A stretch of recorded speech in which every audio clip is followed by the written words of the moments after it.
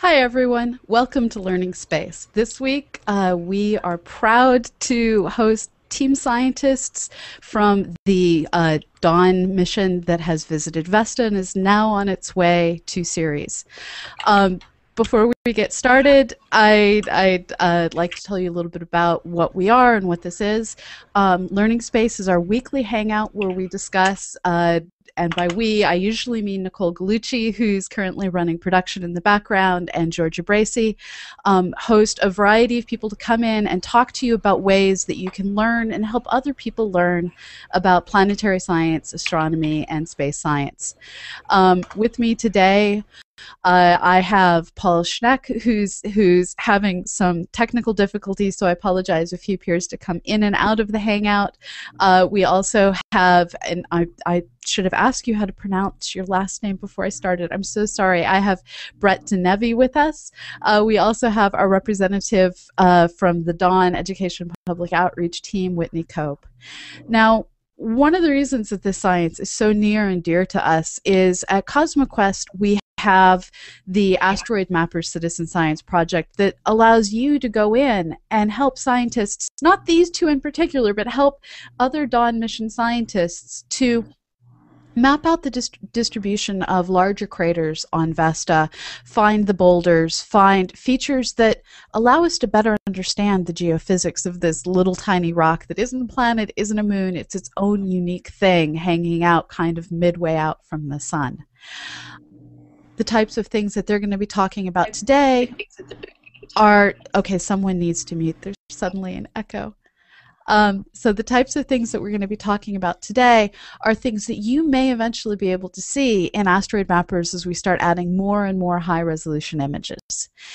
We also are going to, at the end of the show, introduce you to a whole bunch of different asteroid educational tools that you can utilize, so stay tuned for all of that. But for now, I'd like to head straight for the science. But first, one last reminder, you can ask us questions by either tweeting to #LearningsPace, leaving us a comment on the YouTube page, or leaving us a comment on the event page that's hosted by CosmoQuest or by the Dawn mission.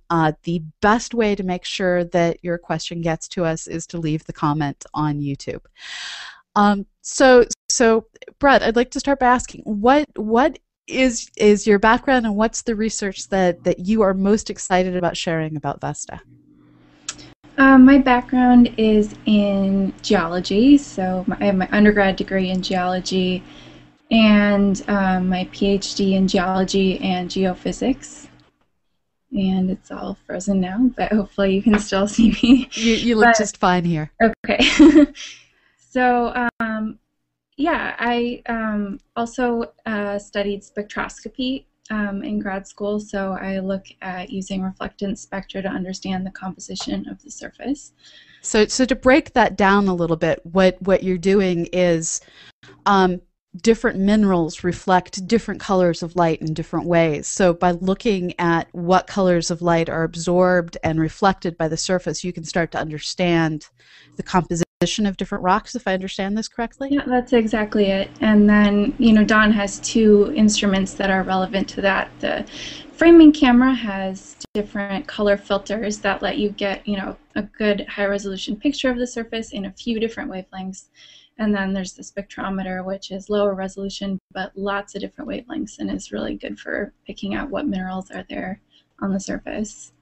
And I have to admit, I'm an astronomer. My universe consists of hydrogen, helium, and everything else is called a metal and given the letter Z.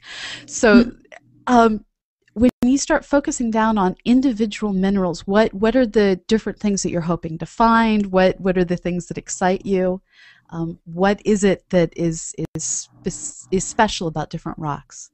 Well, for Vesta, part of what's so exciting is that, you know, you have samples with the HED meteorites of Vesta, and then you can have reflectance spectra of those and then tie those back to, you know, the remotely obtained spectra of Vesta. So you can try to get some kind of geologic context for a lot of these samples by picking out, you know, here's a really olivine-rich area, here's an olivine-rich rock. You can start to kind of tie the two together.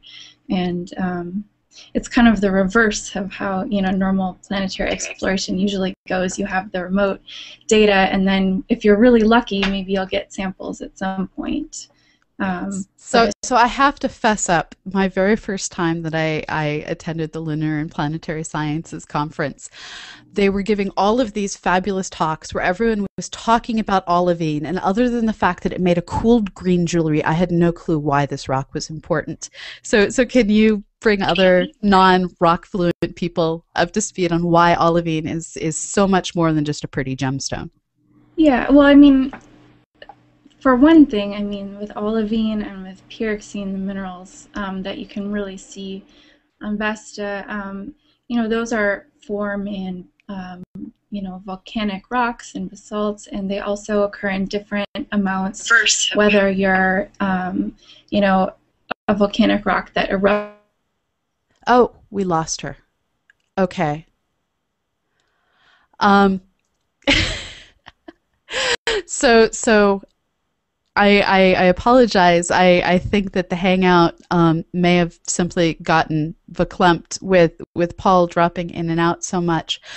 Whitney, could you possibly call Paul on the telephone and tell him if he's going to keep dropping in and out to maybe not come back in? We're very sorry, and hopefully we'll be able to get Brett back. While I, who am not a Vesta scientist, ad lib, what I'm going to do is introduce all of you to the Asteroid Mappers project. So pardon me while I click over to Quest, and I will share my screen with you. So we're trying to get all of you engaged in not just learning science, but doing science. And you can see everything that I've been browsing recently and tell that I was watching bad sci-fi earlier.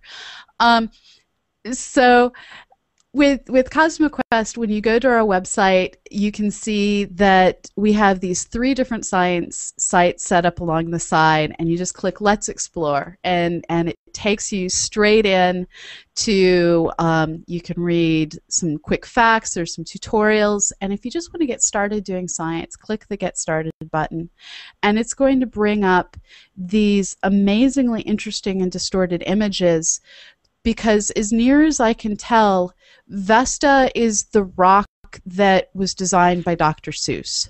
So what we're asking people to do is to just come in and find the craters, click in their center, and drag out to map where the edges of the crater rims are. And this is slowly but surely getting turned into a map. Now what's kind of awesome is beyond just being able to mark craters, there's also boulders, and I think this is no, the shadows are in the wrong direction to be a boulder. I'm not seeing a boulder on this particular image, but there's boulders you can mark. I'm going to do a bad job so that you can just see more images. My data, all of my data gets thrown out fairly immediately. But as you click around on Vesta, what you find is distorted craters that lie on the sides of ridges. So Vesta really is, think that potato that's trying really hard to be a sphere. That's kind of Vesta. Let me see if I can pull up a full-sized image. Actually, Nicole, can you drop me a link for a full globe image of Vesta now that we've lost both our scientists? Whitney, do you want to come in and talk about your new curriculum?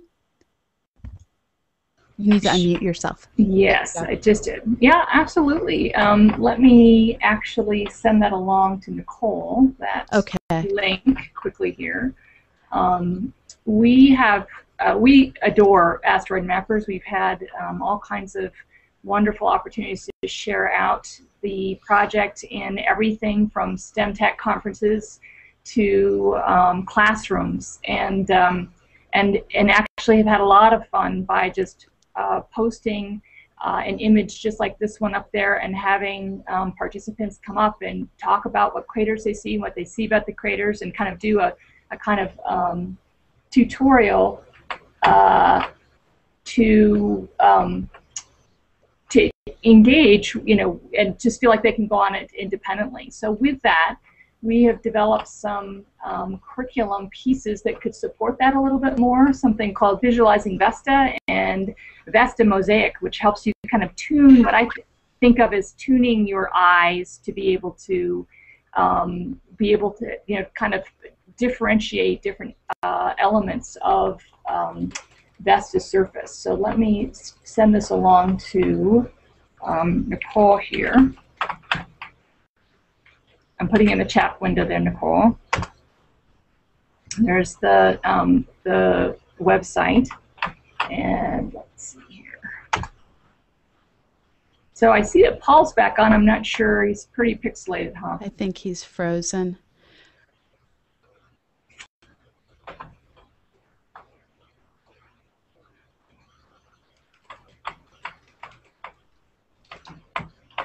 Okay.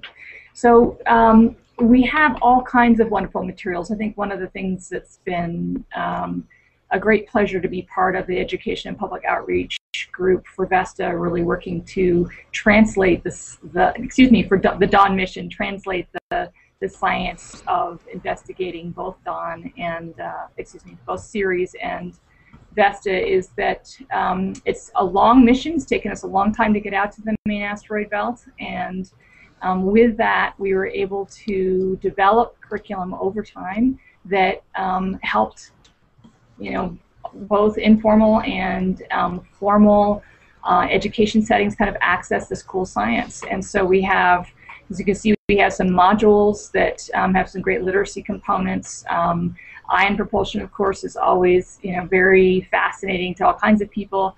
And then we have sets of activities that are sort of, now that we've gotten to our wonderful destinations, what are our next steps going to be? And so the latest two pieces that we have on there are the top two. So here you can see sort of the diversity of what we've got.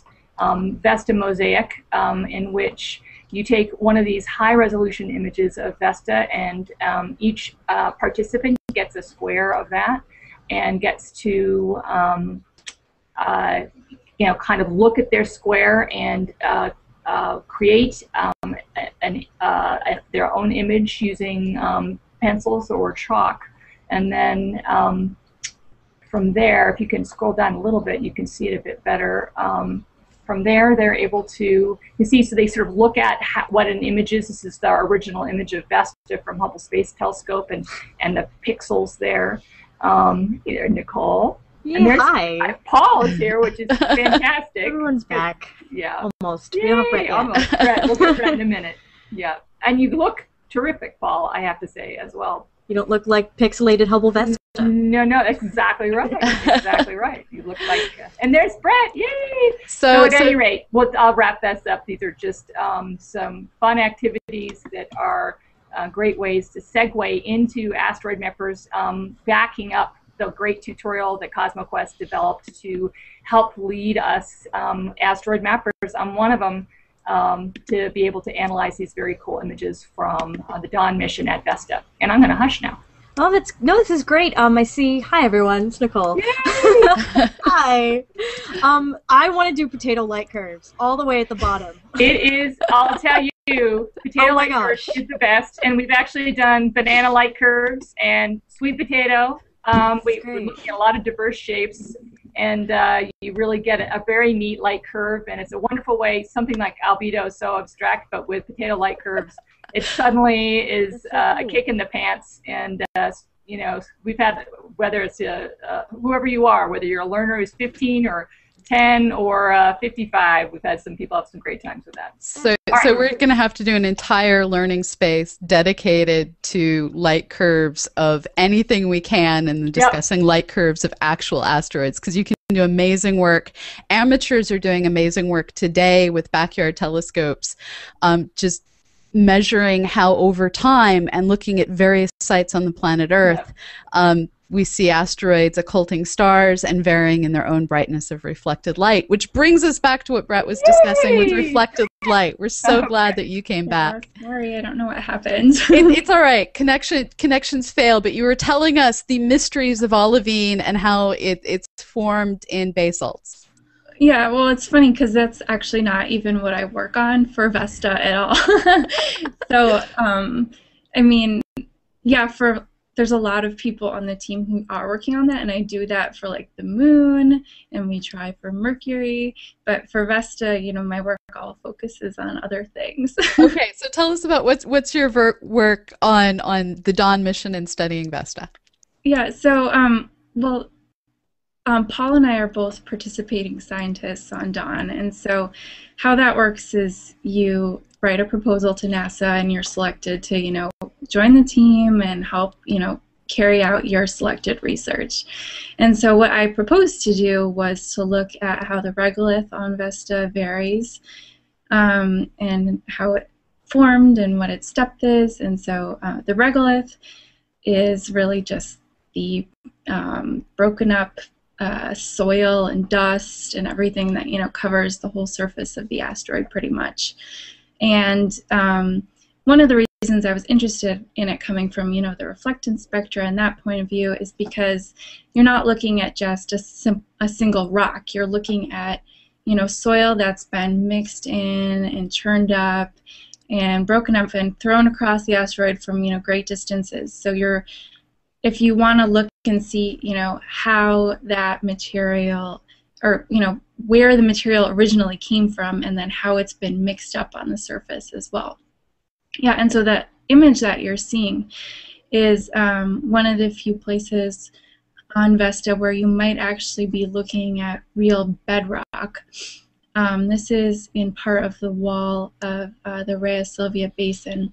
And, it's still probably been fractured and, moved to some degree, but you can see, hopefully, in the face of the cliff there's, a big area of rock that's kind of sticking out, and it looks like a little more coherent, whereas around the sides of it you have landslides and superficial, the superficial soil that's, moving around it. And so this is one of the places where you see some of the spectral evidence for the rock types that are thought to have formed, deeper inside of Vesta. And that's exactly what you would expect in this area where you're looking in a huge impact crater in the wall of it that's exposing some of the interior of Vesta. And so, we kind of look for places like this and other smaller areas where you can find some rock that might have actually, formed in it originally right in that spot instead of being mixed up and with all the other rocks. And one of the really awesome things about Vesta is because it has been hit hard by so many other objects. There are places where impacts have essentially dug trenches for us to see what are the other soils, what are the other mineralogies at different depths within. That's kind of cool. So Paul, can you tell us, and hopefully your connection will stay, can you tell us about the type of research that you're doing as a participating scientist? You're muted. Yeah, I'm muted. Yeah, I basically had to reboot and then launch a different browser, and it seems to be stable now. So you try every trick in the book, and hopefully it'll last. But yeah, I'm in the same situation that Brett is in, and I started out not being terribly interested in Vesta, but I became interested in it when I realized that the mission was actually going to go to Ceres after it finished with Vesta. And Ceres is the largest asteroid, but it's interesting because it has a lot of ice. And Vesta comes into it because you have two bodies that are very similar in size, where you've got a lot of impact craters probably formed on them. One has got no ice on it at all, or hardly any ice at all, and one has a lot of ice on it, theoretically speaking. So there's a direct comparison we can make. And you're exactly right. Impact craters dig trenches. They're basically free drill probes. On Earth, we use large drilling apparatuses to drill 10 or 20 kilometers down into the crust of the Earth. And we can't obviously do that. It's very expensive to take a drilling rig out to the solar system. Not to mention the life support that would be required. It's just very heavy machinery. So we use impact craters to dig deep and excavate material up onto the surface. And that's one of the things we're looking at on Vesta is what are the underground materials. is there olivine? I didn't hear the earlier conversation, but I did hear you were talking about olivine, and that's one of the things we were looking for, is to see, is the mantle of Vesta got a lot of olivine on it, like the Earth does. And we're having a lot of trouble finding it, but that could be because the olivine is very hard to detect. But again, I wasn't part of that conversation. But one of the other things that we can look at is the basic morphology of the crater. What is the structure? And that actually is controlled in large part by gravity. Now, I had to write down these figures, but they're interesting to note that the surface gravity on Vesta is only 2.5% that of Earth. That's a very low gravity field, and if you want to take out a weight machine and weigh yourself, that'd be an interesting place to do it. But it's also 15% of the moon's gravity, and that's where my work comes in, because what I'm doing is comparing morphologies of impact craters on the moon versus those what we're seeing on Vesta. We're actually able to look and see how does the impact process itself differ depending on what the gravity of the body is that you're looking at. And this is basically a matter of, if something has more gravity, the way the crater is going to evolve over time is going to differ in terms of what sort of slumping happens on the edge. So if you've ever dug a hole on the beach, you may have experienced, if you dig the hole deep enough, bad things happen to the hole. And craters are... That's exactly right. And it's not only long-term deformation, but it's also controls how the crater forms in the first few minutes. And can you show a slide for me? The Vesta moon crater slide.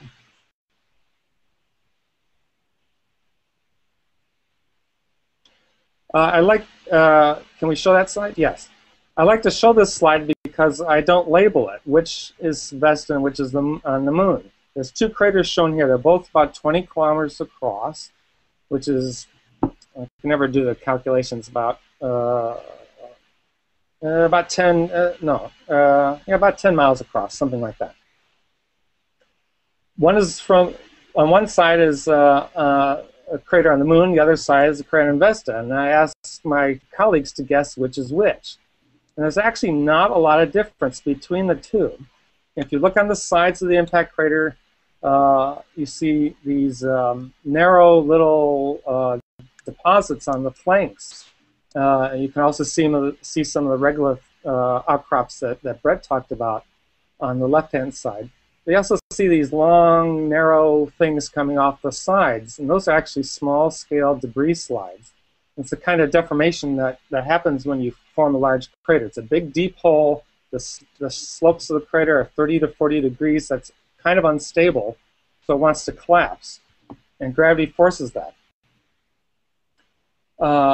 And as it turns out, the one on the left is the Vestan crater, and the one on the right is the lunar crater. And the big difference between the two is that, and these are both the same size, same scale images, the lunar crater has a lot more debris on the bottom. And if you look at the right-hand image there, you see that there's this rolling kind of hill deposit on the bottom of it. That's actually a deposit of impact melt with broken up impact debris. Now, Brett talked about regolith being formed of broken up rocks due to impact. The dog's interested. Okay, that's good.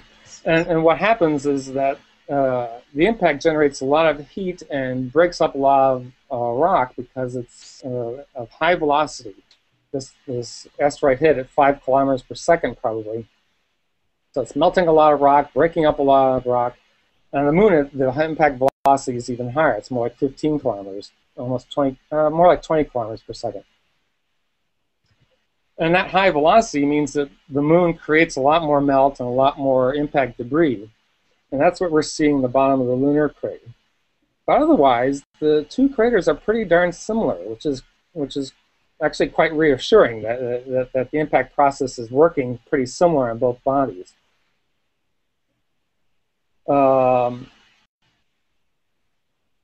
So I don't know. Anybody want to talk about anything else, or I can show a few more slides? Do you want to go back to Brett now, or?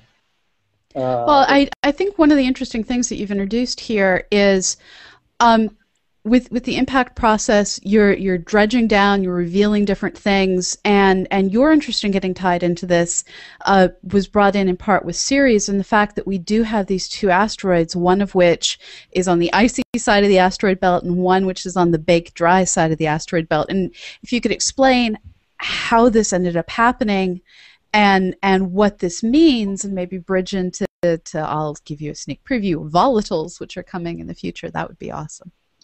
You mean how Vesta ended up with no ice and Ceres ended up with ice? That's a tough question. It gets back to the formation of the solar system itself and the fact that the sun is warm. And as the planets began to accrete from small particles, you can think of the rings of Saturn as kind of almost analogous to that in some ways. Small rocky pieces and icy pieces of different sizes, they begin to slowly accumulate and grow into larger and larger planets. But there's a zone where water ice is not stable and tends to remain a vapor and doesn't accrete very much and is actually driven off by the solar wind. And I'm kind of mixing a lot of these concepts together, but the general principle, and hopefully Brett can correct me on some of this, is that that transition where water ice becomes a stable mineral and can form clumps and solid particles is somewhere in the middle of the asteroid belt. Jupiter has a lot of icy satellites, whereas Mars and the Earth have rocky satellites. And Venus and Mercury have none, but still, they're dominantly rocky bodies. So even though the ocean is 4 kilometers thick on the Earth, that's not very much when you think of the mass of the Earth. So Vesta and Ceres are on just very close on either side of that transition zone line, where ice is unstable and it becomes stable again. Now, we don't really know for sure how much water ice is really in Ceres, but we think there's quite a bit. It may be up 30 to 40%. And what's been kind of awesome is there's been surprising evidence that so in science we like to use fancy words for things that aren't that fancy. So we use the word volatile for anything that will basically turn to gas if you get it hot enough. So water is a volatile, carbon dioxide gas, dry ice basically, is a volatile. So all of these different things that we use to cool drinks at the bar on Friday night, those are volatiles. I was about to ask Brett a question, and she stood. She's having the same problem I have, where the lights go out automatically. Oh, yeah. Right. Yeah. I did. Sorry, they're like on a motion sensor, which is behind something that can't see me. So. We have that problem at work all the time. You're working really hard and diligently, and the lights turn off on you. So they're finding evidence that even though Vesta's on the bake dry side of that line, that there still were volatiles. So can you explain a little bit about that, Brett? Yeah, so, like Paul said, Vesta wasn't expected to have a lot of, volatiles that were native to the body. And, what volatiles it did have probably when you had these volcanic eruptions, into a vacuum with no atmosphere, you probably lost a lot of, water and the gases that were erupted along with the magmas. So one of the interesting things that we saw came in a couple forms, actually. It was kind of a neat thing where each instrument on Vesta contributed something to the picture, where we had from the gamma ray neutron detector evidence for hydrogen on the surface. And so they can measure, elemental abundances, and hydrogen was starting, they started to find it. And not, in permanently shadowed craters at the poles, like has been found on Mercury or in the moon, but right, in broad areas across the equator. And when you look at where those occur, they were related to dark areas on the surface of Vesta.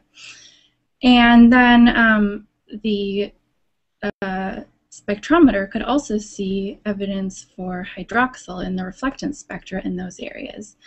And then when we looked with the big word again, hydroxyl? Sorry, yeah, so you can see absorptions in the reflectance spectra that can either be due to water or to OH. And you can't always tell those apart. So to be conservative, we say just the OH part, the hydroxyl. Which is a fancy way of saying things like alcohols, which is far more cool to think about.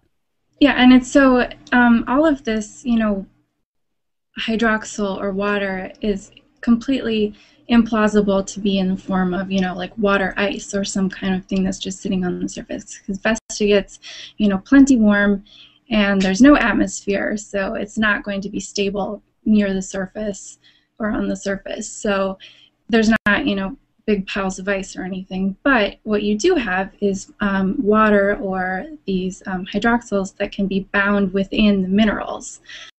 And that was actually seen in some of the Vesta meteorites, where it's not coming from the Vesta part, it's from little clasts of exogenic material, things that are land on the surface, come from, you know, other meteorite impacts, get mixed in with the soil. And so what we think when you put all the different evidence together is that you have carbonaceous materials that are, you know, from the results of impacts. And when you have those kinds of impacts, you know, usually on like the moon or Mercury or somewhere like Paul was talking about, those happen at really high speeds. And so you totally vaporize most of the projectile. And those volatiles, like you said, are lost. But on Vesta, the impact speeds can be a lot lower in the asteroid belt. Things aren't hitting quite as hard as Paul mentioned, so you can kind of preserve some of this foreign material that has its own water and keep that on the surface. So this is really an awesome story that I want to pull apart a little bit. Yeah. So basically what's happening is you had happy little Vesta orbiting in the asteroid belt. And it's not Han Solo's asteroid belt. If you're standing on Vesta, you're not really going to see another asteroid. But now and then things do get close to one another. And at different points in our solar system's history, something rich with waters, with alcohols, these hydroxyls, other forms of volatiles, so think comets, have come along, and they've had the types of orbits that allowed them to have a slow motion collision. So it wasn't anything too traumatic. The volatiles survived the impact. But then something more violent happened along the lines, causing chunks of Vesta to get thrown into space, where they started this amazing journey where chunk of Vesta that's carrying part of that comet that came along, that exogenate volatile that got embedded in the rock. So something hits Vesta, throws up rocks. Those rocks end up on wild orbits that eventually end up carrying them all the way back to Earth, where scientists like you guys... hello? We can see you. We can hear you. Okay, my video temporarily went away. So this is scientists like you can go down to Antarctica, collect rocks, look at the spectra of the rocks, and realize, hey, this thing reflects light the same way Vesta reflects light. We have a chunk of Vesta. So that's just an amazing set of multiple collisions that took part to get that sample to your laboratory. Right. Yeah, absolutely. And then what's kind of neat is that we can see in some of these craters that happened, you know, after, it's not just comets, but, you know, pieces of other asteroids that, you know, like Paul was saying, may have formed farther out, had more water in them, and, you know, got mixed into the regolith on Vesta. Then later impacts came in at, you know, sometimes higher velocities, and basically all that water, the heat from the impact, heated up so high that it's not stable anymore, and it starts to, you know, degas into space. And so I had some of the pictures of some of the pitted terrain. yeah, should show this, but yeah, this is a perfect one. So the crater, the kind of context image on the left is of the crater on the bottom is the crater Marcia, one of the biggest young fresh craters on Vesta. And on the right-hand side, you can see the floor of the crater. And hopefully you can see this kind of unusual texture on the floor. 5 kilometers across, by the way. Yeah, yeah. Well, it went away, but the scene on the right is, yeah, about 15 kilometers across, I think. Can you guys still see it? I see it as like a teeny little box, but yeah, you have to click on it to see it big. Pamela does it for the audience. Oh, okay, sorry. So yeah, there we go. So you can see all these little pits that are on the floor of the crater, and we think that these formed when you had this water basically degassing from the hot material after this impact crater formed. And as the water kind of degassed, it left behind these little, pits that have actually also, we haven't seen anything like them on the moon or other asteroids that we've seen at high resolution, but we have seen some of them on Mars. And we have another picture that hopefully shows that comparison. Yeah, there it is. So you can see hopefully how similar these look to the Mars examples. On the left 2 images are images of the floors of craters on Mars, and then on the right-hand side is Vesta. And so these kinds of pits have been described as almost like soap bubble kinds of geometry, where you had these volatiles kind of bubbling up in the forming these pits where they started to kind of coalesce and grow, and then once it's done degassing, you're left with these really unusual shapes, which were clearly pretty unexpected for Vesta, where we thought it would be just dry.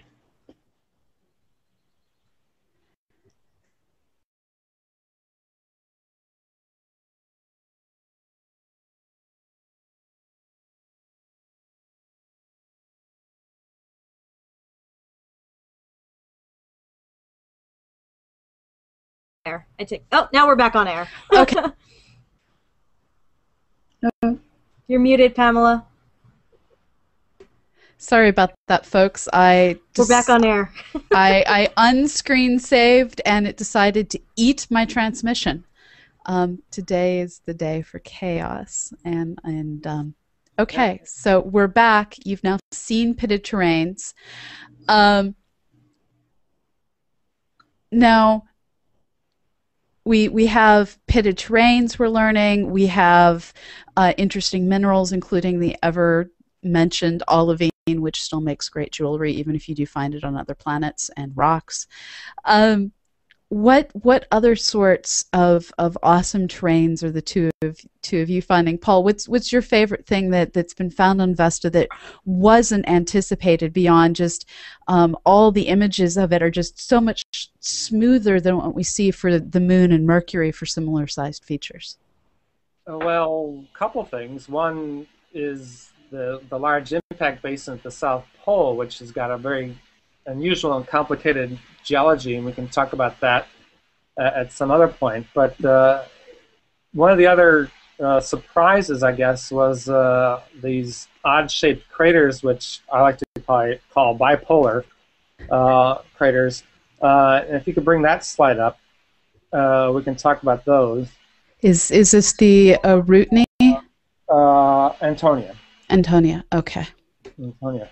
And what I mean by bipolar is really the bimodal or asymmetric craters, is that they really seem to have a split personality. And normally in a crater, usually it's pretty symmetric. You've got a rim around a circular rim and a central peak, and you've got terraces and whatever else. It's pretty symmetric, more or less.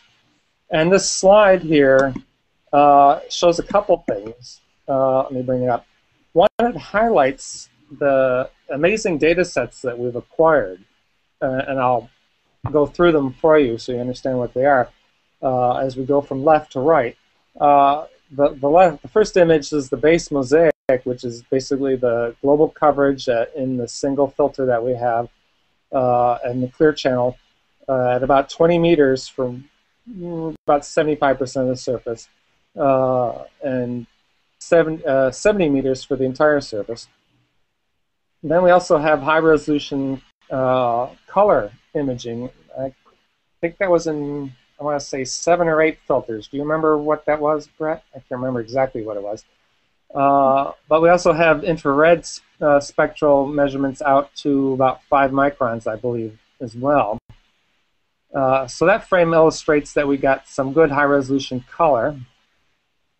The third frame is topography, which is at about at least 70 meters resolution or better. So we got high-resolution topography. It's color-coded so the blue is low and red is high in this particular case. So you can see it's sloping off pretty steeply to the bottom of the frame, which is an important clue to what's going on. And from the topography, you can also get the slope, how steep the surface is at each individual point on the surface. We also have the elemental abundances that we talked about earlier as well, but that's a very low resolution. It would have basically 1 pixel in this scene. And this is Antonia crater, about 17 kilometers across, and which is right in the center of the scene, and there's some other craters around it as well. This is actually on the floor of the giant impact basin, so it's pretty large basins, about 500 kilometers across. We hardly see any of it here. And let's see, can we zoom in on the first panel? Is that possible? Yeah. Or the third panel, actually. Yeah, that's good. That's good. You see how asymmetric this is. And what I mean by that is that the bottom half of the crater, the top half of the crater, which is to the north, on the steep slope, has got a classic shape to it. Basically a steep scarp. It's got these debris slides, small little bitty debris slides coming off the rim, all going down towards the center. It's all very normal and happy. But on the bottom half, it doesn't have that at all. It's got this rubble strewn slope. It's rounded. It looks like it's 2 different craters that formed at the same time, but it's in fact one large crater. And we didn't actually recognize this landform very much until recently. We're starting to see some of it in the lunar orbiter data that's been coming down. There's a handful of lunar craters that look like this, but Vesta has a high proportion of these craters. There's like 100 of them scattered around. It turns out that they're actually formed on, you see them on steep slopes, steep regional slopes, and there's a couple things we think that's going on. One is that when you hit the side of a slope at an angle, I guess I can't show it. It hits like this, and it blasts material up. And because of the fast rotation of Vesta, about 5 hours, and also the steep slope, that material actually falls back down on that side and is not symmetric. The other odd fact is that all of the areas that have the steep scarps, the failed scarps, are on the high standing side. That means that is the part of the crater that has failed. It indicates that part is its strength has been exceeded, and you get the standard slumping that you get, the rim slumps. It's kind of a complicated mess between these 2 different processes, the asymmetric fallback of the ejecta and the fact that you've got one side of the crater is one side steep like this and the other side's shallow like this. So this part fails, the material comes off the rim, and the other part doesn't. So you get these odd shapes. Let's see if we can scan over to the second panel. You can see the color. I don't know if that was possible to explain that on the web, but I made a stab at it. you also see these odd colors, especially on the south west side. You get this dark material coming off the side that's been ejected out onto the surrounding terrain. You also get some yellowish materials. I'm not sure, Brett. Is this some of that dark carbonaceous material? Do you think this is an example of that? Yeah, I don't know. It could be, but some of the dark material people have thought is impact melt or buried pyroclastic. So I'm not sure about this example. Yeah. And I'd like to cut in that this is not true color Vesta. If you get close enough, it does not become funky fluorescent green. This is a whole variety of different, very narrowband filters that people have faked the color on. Yes, it goes out just into the near infrared, just beyond. Except it's not fake color; it's enhanced. It's Superman vision, I guess you want to. Because he can see out into the infrared and the ultraviolet. So we're basically just pushing the edges of human vision out, not too far in this case. We're not out in the 5 micron band at all. We're about 1 micron, and usually the human vision goes out to about 0.6 or 0.7. So we're at about 1 micron, I think, 0.95, something like that. So it enhances the color differences. The color differences are real, though. And the color's been stretched a little bit to make it look wonky, but it's a nice picture because it shows, and the green stuff, we should make a note, is not olivine, but might have a little bit of more olivine in it than normal. It's actually characteristic of something called diagenite. And diagenite is, correct me, Brett, but I believe it's the mixtures of the other, it's a regolithic mixture of the other meteoritic types, is that right? That we got from Vesta? Howardite. Howardite is the mix, is that right? Yeah. That's right. And, so diagenite is believed to be the deeper rooted rock type of the 3 Vesta meteorite classes that we have. The other is eucritic. They're all basaltic in general composition, but the diagenite has larger grain sizes, I believe. And this is, again, on the floor of the Reyes Sylvia Basin, which is 500 kilometers across. It's supposed to excavate the mantle. So the Reyes Sylvia crater is that awesome crater on the south end of Vesta, where Vesta basically looks like it got its derriere smooshed in by an incoming impact. Which then is that the one that causes the ripples further out? Yeah. Yeah. It's grooviness. Yes, the source of its grooves. It had a couple effects. It blasted a couple kilometers worth of ejecta out onto the surface all around the equator, and it appears to have formed large-scale fractures that basically ring the equator of Vesta as well. And it also may have created a whole series of small-scale fractures. So it had a pretty dramatic effect. But it also definitely excavated deeper material than we would normally have seen on the surface. And it is actually it is actually the dominant event that produced, or actually sent, those meteorites to us. It's the only, there's 2 impacts that could have done it. But this is the most recent one that could have actually launched all those meteorites off of Vesta into the asteroid belt, where they got circulated around, and some of them came to Earth. Mm-hmm. And there's probably there's thousands of tons of those meteorites still out there in the asteroid belt, and eventually they'll find their way to other planets. So I want to remind you guys, if you have a question or comment before we start wrapping up, you can use the YouTube channel. I'm watching you guys there. And the event page as well. If you're using Twitter, use the hashtag #LearningSpace. That'll show up in our comment tracker as well. And I've posted a couple links in the event page comments, which I will also include in the YouTube video description when it's all done.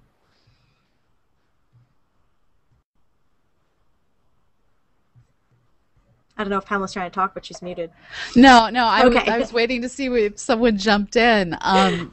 So I'm going to take advantage of this moment to pull up a picture of olivine, because really we keep mentioning it.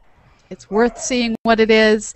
And if the two of you could get one interesting piece of science about Vesta out that justifies why the Dawn mission is on its way out there, what piece of science would you want everybody out there to know? And while you think about answering that, Nicole, could you tell people what are the next hangouts coming out? Oh, sure. So the next hangouts we have coming up, today's Wednesday. I do this every week. I go, what day is it? Tomorrow, I don't know if there's a Planetary Society hangout scheduled, but those are usually on Thursdays at noon Pacific. Friday at noon Pacific, we will have the weekly space hangout. All your favorite space journalists will be going over the news from the week. I don't know what we're going to be talking about yet, because we've got a few stories in the queue, but you know, whatever else happens in the next couple days. And then Sunday night we have the virtual star party with our amateur astronomers from around the globe showing their telescope views. While we look at a pretty picture of olivine. And Monday is Astronomy Cast, episode 301. You guys hit the 300 mark last week, so yay! It was kind of awesome. I can't believe how long we've been doing this. But this is olivine. This is the thing that I think planetary scientists talk about more than any other specific mineral, which as an astronomer I find highly amusing. I don't know why. I can't explain it. It's because it has nothing to do with water. Is that... Well, it's the most abundant mineral on Earth, so by far the most abundant mineral on Earth. Except we can't get to it very easily. It's 50 kilometers down. So so that means that if we uncovered 50 meters, you said? Kilometers. 50 kilometers. That's a bit harder. A little bit further. If we removed the top 50 kilometers of the Earth would look like this pretty rock. Oh, a giant gemstone, I guess, if you want to put it that way. These are just interesting things to think about. I know lots of science fiction writers, some of whom are watching this, waving at PG, who we know is out there. Yeah, but just because you mentioned it, I mean, the olivine is so interesting, because you have places that are huge craters that, on the moon, or for example, ripped off 50 kilometers of the crust, and you can see some of this olivine in the mantle. So you want to know what the inside of the moon or Vesta or any planet is made out of, and this is kind of giving, when you see that abundant olivine, you're kind of getting a look into the mantle. So this has been a great whirlwind conversation about many different varied things with Vesta. If you out there in the audience would like to do your own Vesta investigations, check out Asteroid Mappers. Go to cosmoquest.org, click on the Vesta Mappers link on the landing page or under Do Science from anywhere on the website. We are getting ready this evening to send out a newsletter to everyone who's involved. We're going to do a one-time spam of the entire community to make sure that people know that this exists. If you don't have an account on CosmoQuest, you won't get our newsletter. So go set up an account if you haven't yet. We'd like to remind everyone that if you want to learn more beyond just exploring Vesta using asteroid mappers, there is a whole series of educational materials that the Dawn folks have put together that are on their website and are also available through NASA Wavelength. And we're getting ready to develop our own educational materials highlighting asteroid mappers. So if you'd like to investigate Vesta, I think we're actually saying investigate. Yes, I think we have submitted an abstract for next year's National Science Teachers Association conference with that title, so we're locked in. Okay, so we're going to be developing materials, and if you're a school teacher or an outreach person or just like to communicate science to others and you have ideas, let us know. We will always give you credit, and we're happy to run with great ideas. So it's been great. Go ahead. Yes, Whitney. I mean, it's we want to partner with you, and we love anybody's great ideas too for things that you think would help. Just illustrate, help us translate this fantastic science that Brett and Paul have been sharing. We're behind you too. So collaboration is brilliant. That's awesome. So I'd like to give our parting words to our two scientists. So what things would the two of you like everyone to know? Paul, I'll go ahead and start with you. I would say that the thing that comes out of this, to me, is Vesta as a whole body. And this is the first time we've actually looked at a large planetary body in the asteroid belt between Mars and Jupiter, in that transition zone between the dry, rocky part and where you begin to get stable water ice. And Ceres is an important component of that. I mean, we've looked at smaller asteroids before. The largest one, I think, has been about 50 kilometers across, I think. And they've been chunks, basically things broken off from other objects or things that never really got very far. But this is the first time we've really looked at what we call a protoplanet, a planet that basically just barely began to get formed. And we were really surprised by the geologic complexity, these troughs, these large impact craters, the deposition all across the equator, the amazing color differences that we're seeing. Orange craters, and red craters, and green craters, and values here. But it really surprised us, I think, and pleased us. We were very, very pleased that we had something interesting to study, not just a boring old rock. With a lot of geologic complexity, we're actually seeing for the first time what went on in this transition zone in the asteroid belt. And Ceres, in a little less than 2 years, is going to be the next key to unraveling that. I mean, the solar system's just a big, giant jigsaw puzzle, and this is an important piece in that. Yes, well, so for me, I guess what I really like about not just this mission, but all the other missions to asteroids and everything, is that each one is really gives you a feel for how unique and how much diversity there is in the solar system. We visited a few asteroids with spacecraft: Eros, Itokawa, Vesta, and each one has had really surprising, distinct features.